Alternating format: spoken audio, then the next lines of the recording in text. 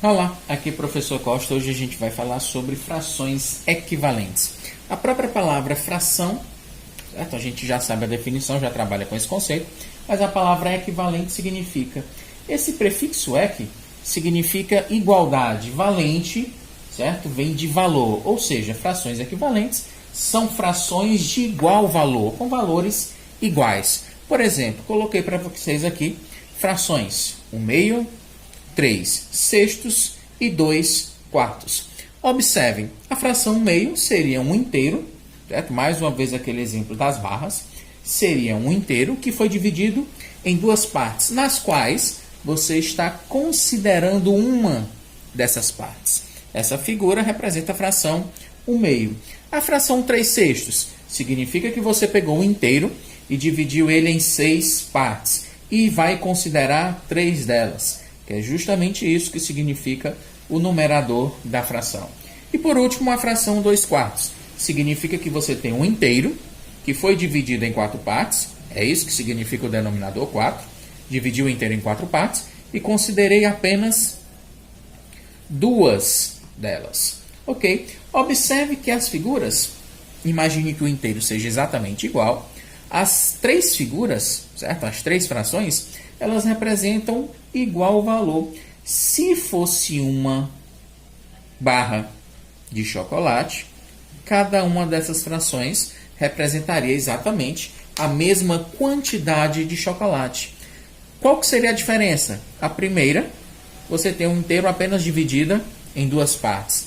Já a segunda, você tem um inteiro dividido em 6 partes. E por último, você tem um inteiro dividido em 4 partes. Mas você observa que todas as frações, elas têm exatamente, ou representam exatamente, o mesmo valor, a mesma quantidade, a mesma parte de um inteiro. Ok? Então, frações equivalentes são isso. Elas representam, ou são frações que representam valores iguais de um inteiro.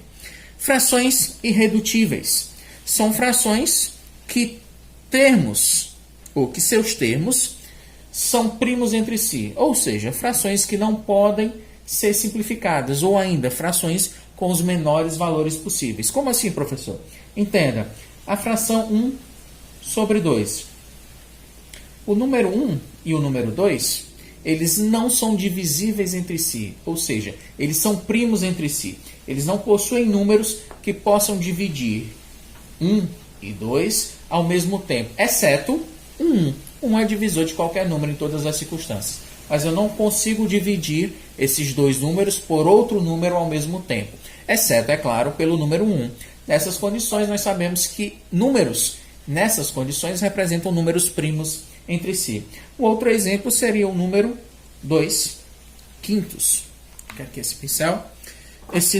Essa fração 2/5 representam dois números que também não possuem divisores comuns entre eles, exceto, é claro, o número 1. Certo? O número 1 seria o único número que divide 2 e 5 ao mesmo tempo. Logo, esses números são primos entre si. Frações com números ou com termos primos entre si são chamados de frações irredutíveis. Mais um exemplo seria a fração 3/4. O 3 e o 4 são números primos entre si. Eles não possuem outros divisores a não ser 1, é claro. Que 1 é número que divide qualquer outro número, certo?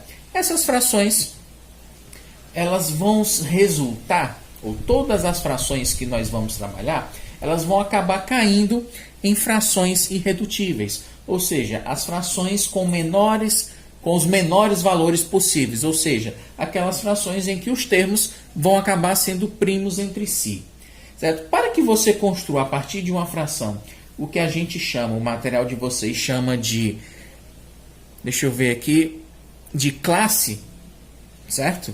De frações, classes de equivalência, você vai pegar a partir de uma fração irredutível, ou seja, de uma fração que não pode mais ser reduzida, ser simplificada. Já a gente vai trabalhar com esse conceito também de simplificação, e a partir dela você vai multiplicar pela sequência dos números naturais. Vamos trabalhar com um exemplo aqui bem simples. Essa classe de equivalência, você vai ter a fração 2/3, a fração 2/3. Como que seria eu montar aqui a classe de equivalência dela, certo? Do número, escrever assim, do número 2/3, ou da fração que representa a quantidade 2/3. Então, primeiro de tudo, o primeiro número que eu vou encontrar aqui seria o equivalente dele multiplicado por 1. Então, ó, todos os termos da fração vou multiplicar por 1. 2 vezes 1 é 2. 3 vezes 1 é 3. Essa é a classe de equivalência. É um conjunto de frações que possuem o mesmo valor que a fração original. Depois de 2/3, vou multiplicar todos os termos da minha fração agora por 2. 2 vezes 2 é 4. 3 vezes 2 é 6. Então, a fração 2/3 e 4/6 elas estão, certo? Representando o mesmo valor, porque elas também possuem a mesma classe. E por último, se eu multiplicar, continua. Se eu multiplicar agora por 3, que fração eu vou obter? 3 vezes 2 dá 6. 3 vezes 3 é 9. E assim sucessivamente. Vocês observaram já que é uma quantidade infinita de números que existe em cada uma dessas classes. Ok? Se eu multiplicar agora pelo próximo número da sequência, seria por 4. 2 vezes 4 é 8. 3 vezes 4 é 12. E é claro, é importante lembrar que todos os outros números, todos os outros resultados, todas as outras frações obtidas a partir dessa fração irredutível, certo? Elas são frações equivalentes. Elas sempre representarão o mesmo valor. Eu não acredito nisso. Faça o seguinte, pegue cada uma dessas frações, faça como nós fizemos no primeiro exemplo. Represente cada uma delas a partir de um inteiro.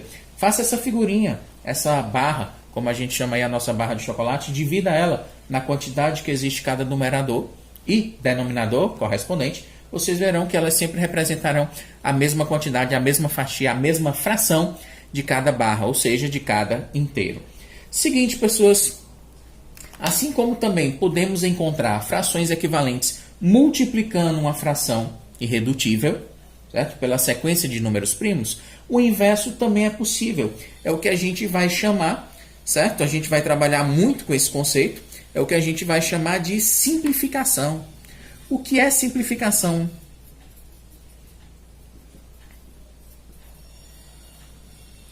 O que é simplificação? Pessoas, eu achei interessante, uma vez eu até perguntei para um colega, certo? Um aluno, eu pedi para que ele fizesse a pesquisa, né? O que é que significa simplificação? É você obter a partir de uma fração, uma outra fração, ou seja, uma fração equivalente, com os valores menores possíveis, ou seja, uma fração mais simples, com números mais simples. Mas o que é interessante dessa história? Assim como eu pude montar a minha classe de equações, certo? De equivalência, a partir de uma fração multiplicando pela sequência de números naturais, eu também posso obter a fração dividindo essa sequência por números naturais. Professor, não entendi isso direito. Assim, para você montar uma fração equivalente a outra, eu posso multiplicar os termos dessa fração por uma constante, por um número qualquer. Importante que esse número multiplique o numerador e o denominador ao mesmo tempo. Assim como também eu posso dividir os termos da fração pelo mesmo valor, por uma mesma constante. Por números sempre iguais. Tem que ser numerador e denominador.